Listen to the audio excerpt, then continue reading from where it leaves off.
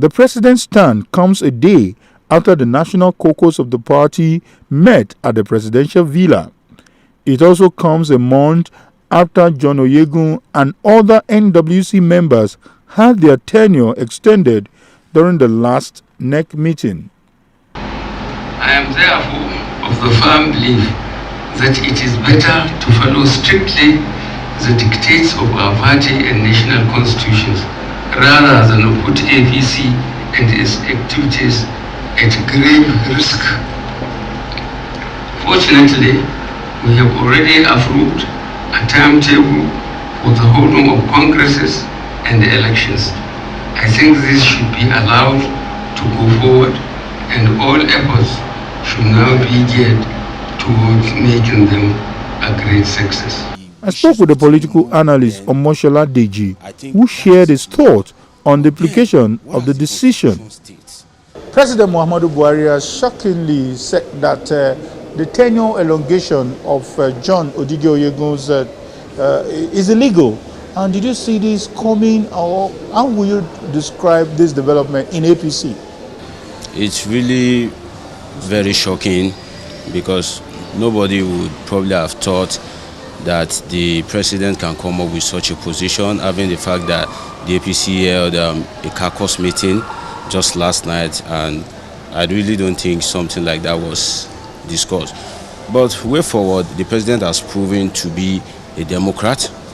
He has proven that he is in position to accommodate the change that he so preached, and it is very clear, the Article 17 of the APC Constitution and the Section 223 of the Constitution of the Federal Republic of Nigeria, it's unambiguous. It states that the executive of each party must be elected. So when the tenure is over, the normal thing, the ideal thing to do is for you to throw the floor open for everybody to, seek their political aspirations, play your cards well, and see who will emerge at the end of the day. It's the political season, and in the political season, you shouldn't have to deny people from playing the game of politics. Then the APC NEC, majority of them, it was reported that they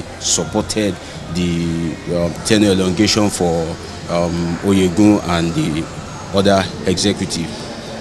For me, I think people shouldn't do this "I love you more than God" approach.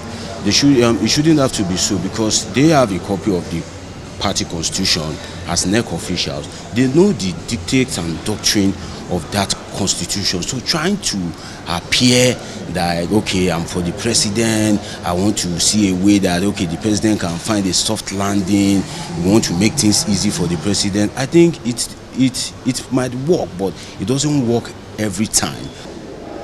Some are quick to identify the hand of Esau. In particular, they've said probably Senator Bola Tinubu is behind all this, looking at the open confrontation between him and the chairman. Some will say probably the president is dancing to the tune of the former Lagos State governor. Do you believe that? The hand of Esau, whether Tinubu has a hand in it, I think it won't matter itself. Then the dictate of the constitution itself, it's another issue entirely. So if the dictates of the constitution at this present point in time had worked in favor of the wishes of Tinubu, then I think that is his luck. But then, what does the constitution state? So even if the constitution had allowed for a tenure elongation naturally, I don't think they would, or they are ready to dance to the dictates of Tinubu himself. Nobody wants to appear to like dancing to the dictate of Tinubu. Everybody is focusing on the president, and they are forgetting that it's not a one-man thing. Being the president of an multi-ethnic society like Nigeria goes beyond being over affectionate, over partisan, I love you than God kind of attitude. No. So for me, I think Tinubu has his wish now fulfilled based on the support of the party constitution itself. Implication of this, do you think this will cause a crack?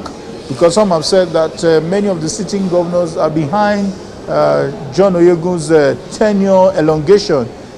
What do you think?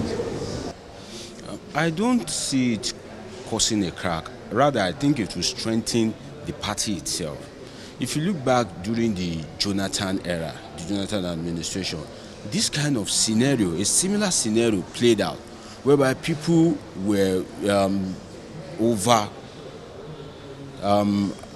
supportive of the Jonathan presidency, that he has to return, he has to contest again. Then they don't want Jonathan to be the sole candidate, forgetting that naturally, as the president, everything is right, almost in your favor, because you have the power, everybody wants to align with you, so the floor should naturally be open.